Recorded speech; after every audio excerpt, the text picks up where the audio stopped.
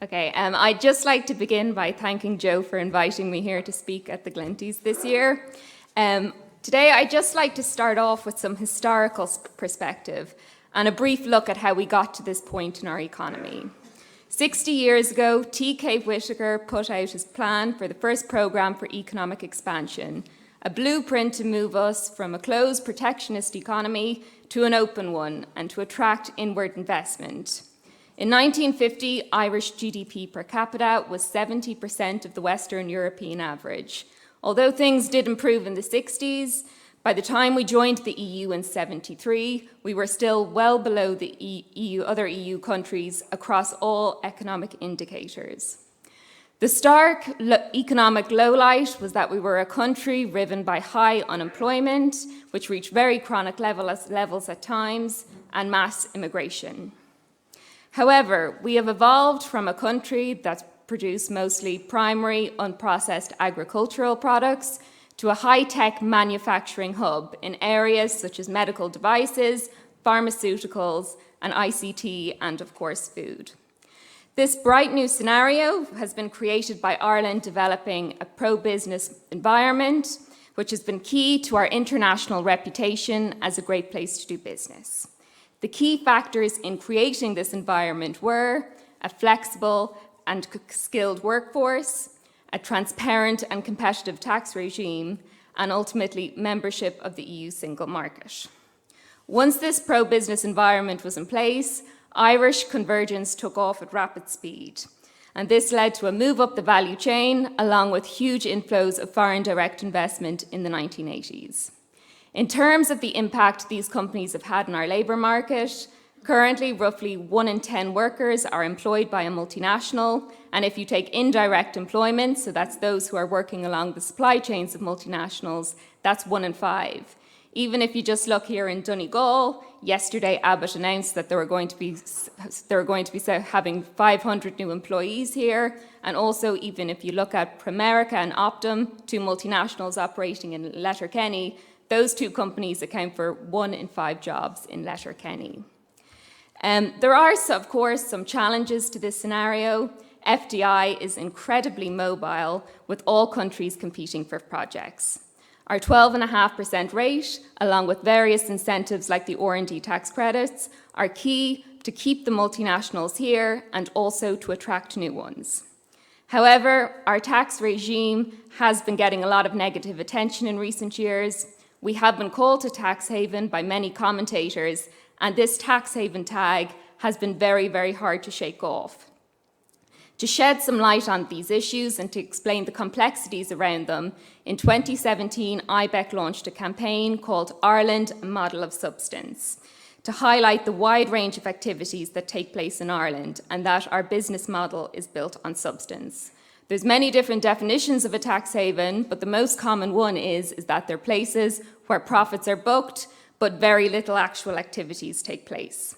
Economies of substance, on the other hand, have depth, diversity, and years of development behind them. For the past number of years, Ireland has been amongst the top countries in the world for attracting inward FDI investment in plant machinery and equipment.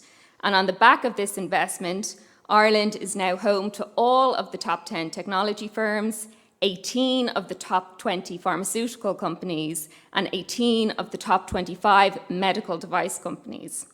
Now, of course, a tax haven could have this number of companies located in its country, but they wouldn't be manufacturing anything and they wouldn't be conducting R&D. However, in Ireland, we have the highest share of our workforce working in high value-added manufacturing. And not only do we have the highest share in Europe, but this share is twice as high as second-place Germany. It's not surprising that we have such a large number of our workers working in these sectors, given the range and diversity of products that are produced here in Ireland. Ireland makes 6 of the world's 10 best-selling pharmaceutical products. 3 in 4 orthopedic knees are manufactured here in Ireland. We make 1/3 of the world's contact lenses, and 4 out of 5 cardiovascular stents in the world are made in Ireland. In terms of our past, it is a fair criticism that our tax policy did not keep up with the digital economy, and Ireland could have done a lot more to correct mismatches between our tax system and those of other countries, which inevitably were very, very damaging to our international reputation. However, many of these loopholes, inadvertent or otherwise, are now being phased out, principally by the OECD's Base Erosion and Profit Shifting Programme, known as BEPS. The BEPS process aims to address concerns in international tax rules and to make sure that the international tax rules take account of the digital economy and changing business models and ensure that profits are allocated in countries where actual activities take place. It would be very, very unwise for Ireland to embark on far-reaching solo crusade to unilaterally change complex corporate arrangements unless our competitor countries were doing likewise. This is why coordinated work throughout the OECD is the best way forward in this regard. The BEPS process has meant that tax bases are now being harmonised and there's less scope for mismatches and loopholes, and profits now have to align where substantial activity takes place. The net result has been that companies are now put a much greater focus on the headline corporation tax rate, the skills base, the infrastructure, and other elements of a country's competitiveness. Many thought when BEPS was first coming about that Ireland would be one of the big losers from it, that we would see our corporation tax receipts falling. However, although BEPS hasn't been implemented in full yet, it is clear that Ireland is going to be one of the big winners from the OECD BEPS process. You can even just see it in our corporation tax take. In 2014, our corporation tax take was 4.6 billion.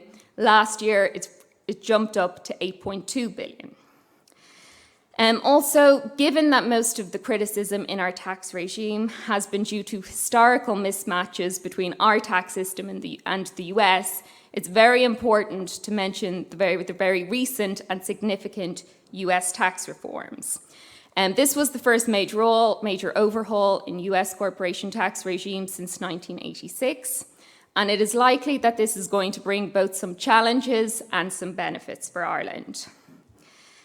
One element that's probably going to benefit Ireland is the mandatory deemed repatriation holiday. Under US tax law, it was possible that companies were able to hold profits outside the US untaxed, and these profits would only be taxed once they were brought back into the US. What companies were doing was they were leaving these taxes outside the US, which in the past did have a very high corporate tax rate by international standards. And they were only going to bring these profits back to the US unless there was a repatriation holiday whereby they could bring them back in at a lower tax rate.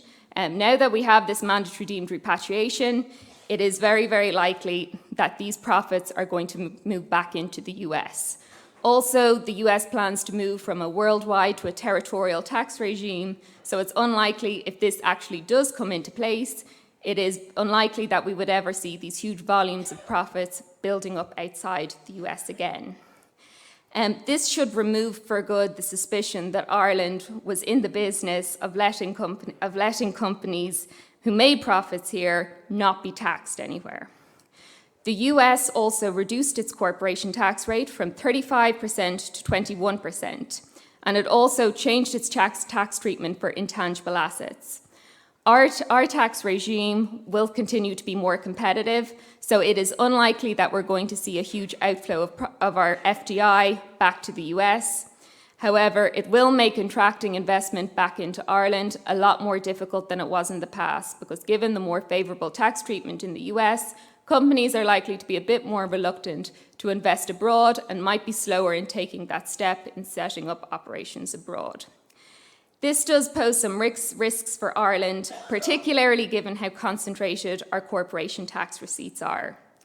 80% of corporation tax receipts in Ireland are driven by multinationals, and the 10 highest payers of corporation tax account for 39% of total receipts.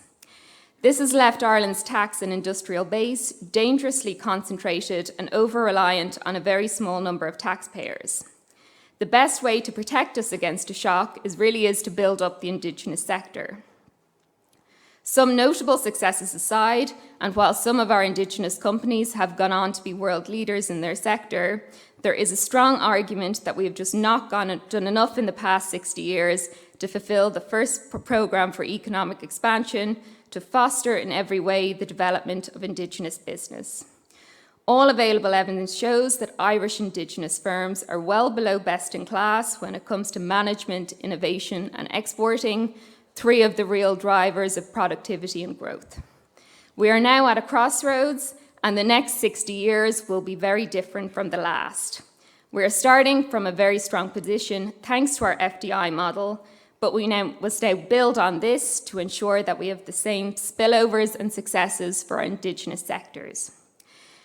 Just to conclude then, everyone acknowledges that the present situation is not ideal, but it has improved and it will improve further. However, the various issues that have been highlighted in recent years should not detract from the key fact that multinationals have made an enormous contribution to the economy. Levels of investment in high technology systems have been very impressive. Tens of thousands of quality jobs have been created. We have moved up the value chain and we have become much more competitive. Of course, more needs to be done on the profit shifting front, but it has to be driven at an international level to ensure a level playing field. Thank you.